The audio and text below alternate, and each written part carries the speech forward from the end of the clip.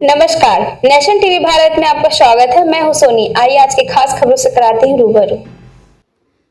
भागलपुर के अटल tinkering lab में भारत मंडप नई दिल्ली में आयोजित AI समिट कार्यक्रम का सीधा प्रसारण आनंदराम ढडनिया सरस्वती विद्या मंदिर के भैया बहनों एवं आचार्य दीदी ने सामूहिक रूप से देखा और इससे अत्यंत ही लाभान्वित हुए।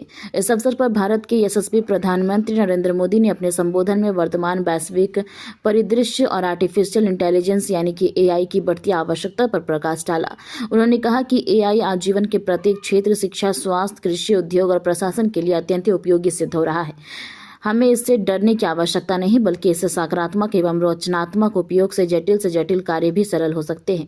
उन्होंने यह भी कहा कि AI के क्षेत्र में भारत की प्रगति से अंतर्राष्ट्रीय स्तर पर देश की छवि और अधिक सशक्त होगी।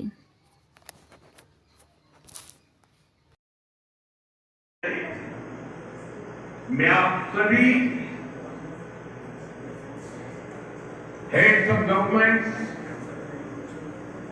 ग्लोबल AI इकोसिस्टम के लीडर और इनोवेटर्स का इस समिट में स्वागत करता हूं। आपका आभार व्यक्त करता हूं। इस समिट का भारत में होना भारत के साथ ही पूरे ग्लोबल साउथ के लिए गर्व का विषय है। इस समिट में AI जगत के who's who यहां पर मौजूद है। दुनिया के 100 से ज्यादा देशों का रिप्रेजेंटेशन, दुनिया के कोने कोने से यहां आए महानुभाव इसकी सफलता को नई ऊंचाई पर ले जा रहे हैं। इसमें यंग जनरेशन की जो उपस्थिति हमने देखी है, वो एक नया विश्वास पैदा कर रही है।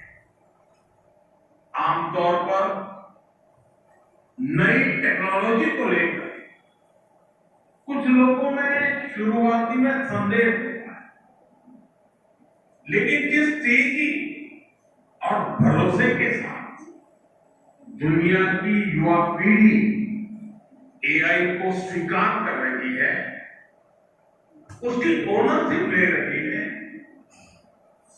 AI का इस्तेमाल कर रही है, वो अभूतपूर्व है। यहां AI समिट की एग्जीबिशन को लेकर भी बहुत उत्साह रहा है। खासकर यंग टैलेंट बहुत बड़ी संख्या में है।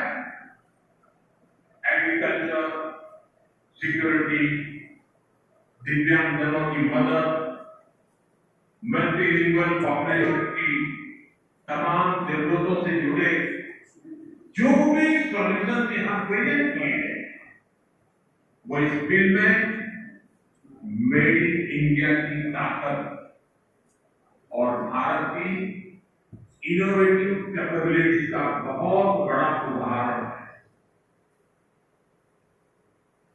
साथियों, मानव इतिहास में हर कुछ शताब्दियों के बाद एक टर्निंग पॉइंट आता है, और वो टर्निंग पॉइंट सभ्यता की दिशा रिसेट